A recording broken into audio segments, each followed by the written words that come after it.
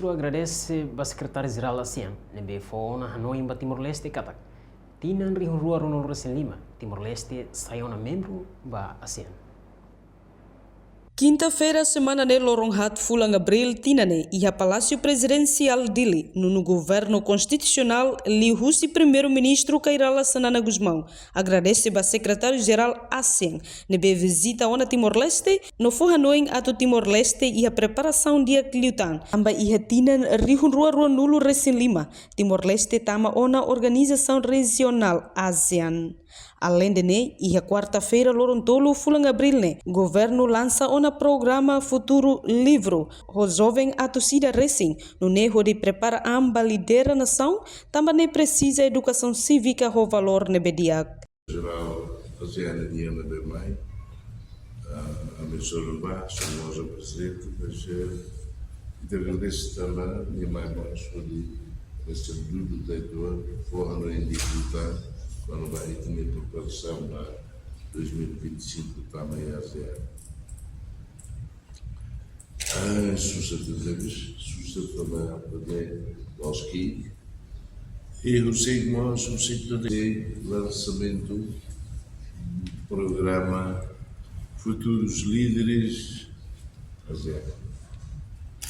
Ou jovens à torcida, Católico. E nem nada fazia o cheio a cozida feita uma película. Deve muito preparar. E ainda precisa de uma educação cívica, cidadania, no nosso problema valores. E, além de nós acompanha o discurso do secretário-geral da UNIA, eu digo, Hadia, Unia, 6P, né? Hoje Hadia, Hanoi, Hadia, Hotel, Hadia, Kiwi. Hoje, prepara a os ASEAN. Deve, cá vai, também.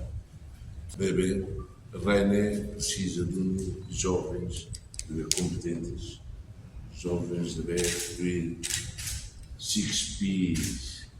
PNE, secretário-geral da EA, fura critérios de bloqueio Hanoi, potencial, Fiarana, Panfatiló, que areia o tudo, partnership o Circilo, não é, vai Timor-Leste, vai vir aqui na ASEAN, para continuar a desenvolver, dia que lhe falo, a mistura de Reportagem Sabina Sansa, Televisão Timor-Post.